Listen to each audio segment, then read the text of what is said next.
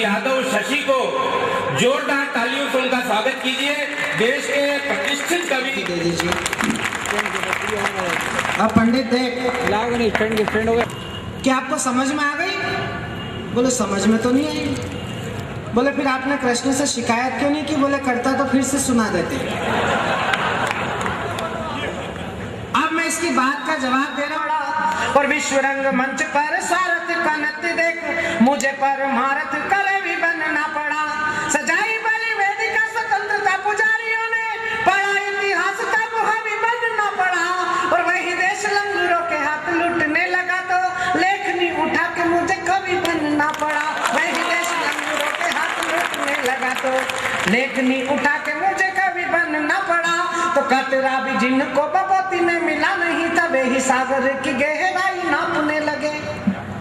मैं उन लोगों के चरित्र बांट रहा हूं जो शहीदों को गाली देकर अपना कद बढ़ाना चाहते हैं। चंद्रशेखर आजाद से लेकर हेमंत करकरे तक की शहादत को गाली देने वालों के खिलाफ मैं 4 पंक्तियां इशारे से पढ़ रहा हूं। भोपाल अगर मेरा इशारा समझ जाए तो कोलार से तालियां भोपाल के उन बंगलों तक पहुंच जाए जहां वो लोग सो रहे होंगे इस समय पर। कविता पढ़ता हूं, सुनना कि कतरा भी जिनको बपोती में मिला नहीं था वे ही सागर की गहराई नापने लगे। 2 दिन भी धूल भरी राह पे चले नहीं और हिम शिखरों की वे ऊंचाई नापने लगे। और जाति पंथ धर्म देश बांट के बराना पे नेता मेरे आज के शहीद बांटने लगे। और जिन्हें खुद के सगे पिता का भी पता नहीं था गांधी और सावरकर का चरित्र बांटने लगे। अभी भी कुछ लोगों ने तालियां नहीं बजाई। मुझे लगता है वो उन्हीं पार्टी के सदस्य हैं जिनके नेता इस समय हरी हरी उल्टियां कर रहे हैं। मैं एक बार अवसर देता हूं, मैं उन लोगों के लिए कविता पढ़ रहा हूं जिन्होंने शहादत के बाद ना तो अपनी बहू के लिए टिकट मांगा न कभी उनके बेटों ने किसी विधानसभा से दावेदारी की। 23 साल के भगत सिंह ने फांसी का फंदा इसलिए चुन लिया था कि भारत माँ को आजादी मिल जाए। और अगर उन्हें भी गालियां मिली हो 63 वर्षों की इस आजादी में तो मैं उनके खिलाफ 4 पंक्तियां पढ़ता हूं कि शहीदों को व्यर्थ में न कोसे मेरे नेतागण, वरना चरित्रों से एक सीख लेंगे हम। प्राण दे के देश को बचाया जिन सपूतों ने उनके सम्मान में न कोई भीख लेंगे हम। मातृभूमि को पड़ी जरूरत जो रक्त की तो, मातृभूमि को पड़ी जरूरत जो रक्त की तो बूंद बूंद रक्त से कण सींच देंगे हम। और अब के जुबान खोली दिग्गी राजा आपने तो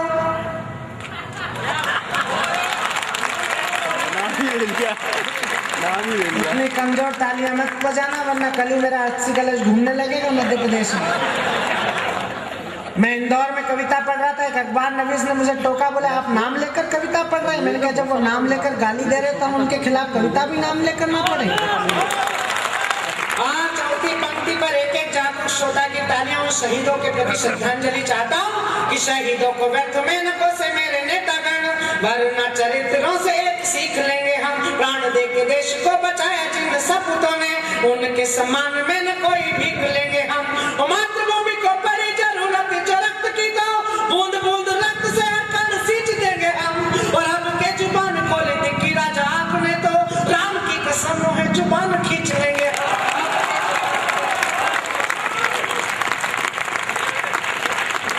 क्या राम की कसम खाएं? 63 वर्ष में ऐसा देश बनाया हमने कि एक गांधी हे राम कहे तो राष्ट्रपिता और दूसरा गांधी पीलीभीत में जय श्री राम कहे तो रासुका।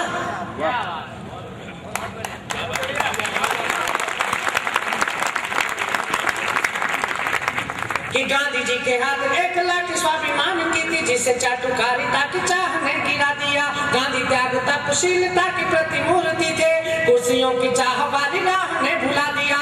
और अहिंसा का आचरण पहने लंगोटी घूमे, पेटों ने हिंसा वाली आग में जला दिया। और राम नाम जिनकी आत्मा के मूल प्राण बने, कुर्सियों ने उसी राम नाम को भुला दिया। राम नाम जिनकी आत्मा के मूल प्राण बने। और एक छंद बहुत ईमानदारी से पढ़ता हूँ। मेरे मित्रों ने कसाब और अफजल का जिक्र किया, मैं किसी का नाम नहीं लेना चाहता लेकिन समस्या का समाधान आप तक पहुंचाना चाहता हूं। केवल कोलार की सहमति मुझे इस समाधान पर चाहिए कि एक देश दो निशान दो विधान वाली इस बीमारी का भी वक्त आ गया, विधान कीजिए कि एक देश दो निशान दो विधान वाली इस बीमारी का भी वक्त आ गया, निदान कीजिए। नाम के आजाद पर आजादी के दुश्मन हैं, कुर्सियों से खींच इन्हें बेदान दीजिए। और जो हमारे देश का विधान नहीं मानते हैं, नीति ये बता दी उन पे गोली तान दीजिए। और उग्रवादियों की सजा जिन्हें ज्यादा खलती हो, अब जल से पहले उन्हें फांसी तान दीजिए।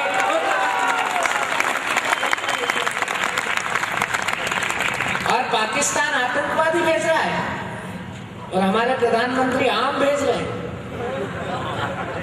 हमारा दुर्भाग्य ये कि चाहे अटल बिहारी वाजपेयी प्रधानमंत्री बने या डॉक्टर मनमोहन सिंह प्रधानमंत्री पद की शपथ लेते ही पहला बयान जो आता है कि दोस्ती का प्रस्ताव लेकर इस्लामाबाद जाएंगे।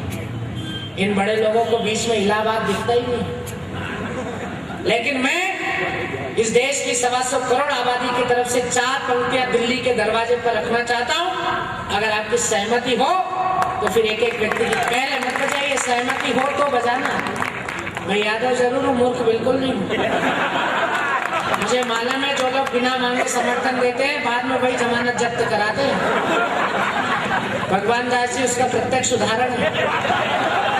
जिन लोगों ने उकसा के पर्चा भरवाया था बाद में वही भग गए पीछे के पीछे। इसलिए भगवान दास जी अब उनके कहने में मत आना, ऐसा कोई काम करो तो हमसे जरूर पूछना कि 47 में गलतियां पहले ही कर चुके हो सके तो करी हुई गलतियां सुधारिए।